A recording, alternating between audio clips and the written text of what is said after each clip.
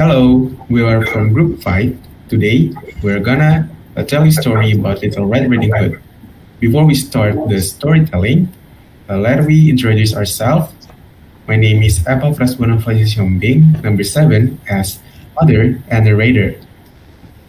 My name is Naura Az-zahra, number 20, as Little Red. My name is Samosir, number 21, as grandmother. And my name is Saktia Erlangga as a wolf. Once upon a time, there was a dearly loved but most of all, there was nothing that she would not have given to the child when she gave her a little cup of bread, which sweated her so well that she would never wear anything else, so she was always called Little Red. One day, her mother said to her, Come, Little Red Riding Hood. Here is a piece of cake and a bottle of wine.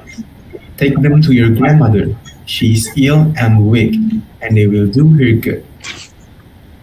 Set out before it gets hot, and when you are going, walk nicely and quietly, and do not run off the path, or you may fall and break the bottle. And then your grandmother will get nothing. And when you go into her room, don't forget to say good morning and don't peep into every corner before you do it. Okay, Mother.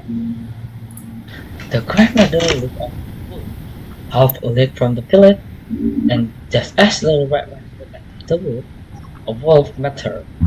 Little Red Riding Hood didn't know whether Richard was almost all of him. Good day, Little Red Riding Hood. Thank you, kindly wolf.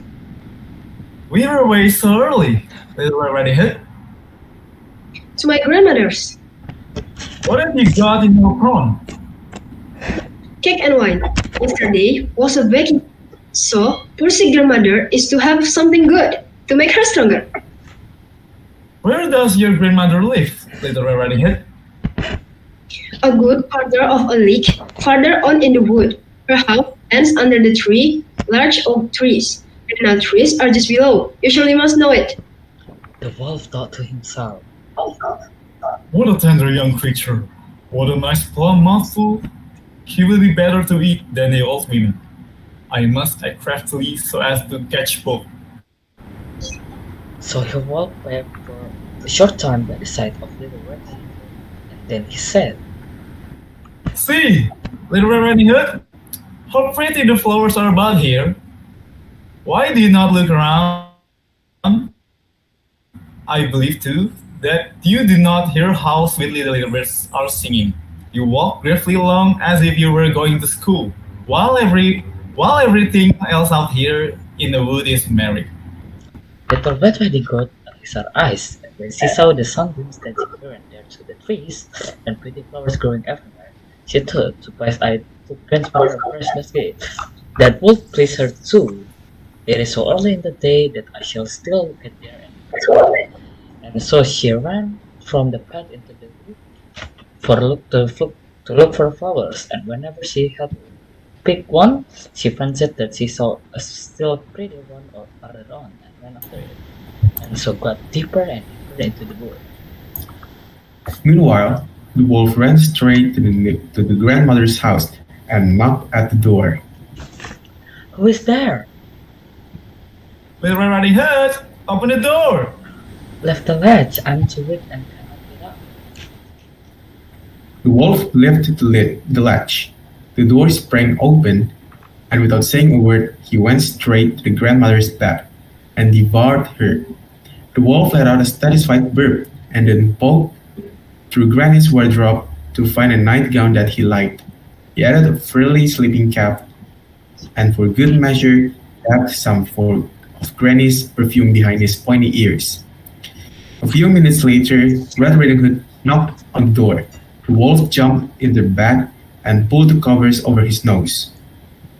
Who is it? It's me, Little Red Riding Hood. Oh, how lovely. Do come in, my dear. When Little Red Riding Hood entered the little cottage, She could scarcely recognize her grandmother. Grandmother, your voice sounds so odd. Is something the matter? Oh, I just have a touch of a cold. But grandmother, what big ears you have? Better to hear you with, my dear. But grandmother, what big eyes you have? The better to see you with, my dear. But grandmother, what big teeth you have? The better to eat you with, my dear. Roared the wolf, and he leapt out the bed and began to chase the little girl. Almost too late, Little Red Riding Hood realized that the person in the bed was not her grandmother, but a hungry wolf. She ran across the room and through the door, shouting. Help! Wolf! A woodsman who was chopping logs nearby heard her cry and ran towards the cottage as fast as he could. He grabbed the wolf and made him spit out the poor grandmother, who was a bit frazzled by the whole experience, but still in one piece. Oh, grandma, I was so scared. I'll never speak to strangers or dawdle in the forest again. There, child. You've learned an important lesson. Thank goodness you shouted loud enough. This kind would not hear. The woodsman knocked out the wolf and carried him deep into the forest where he wouldn't bother people any longer. Little Red Riding Hood and her grandmother had a nice lunch and a long chat. The end. That's all from us. Thank you for listening. See you.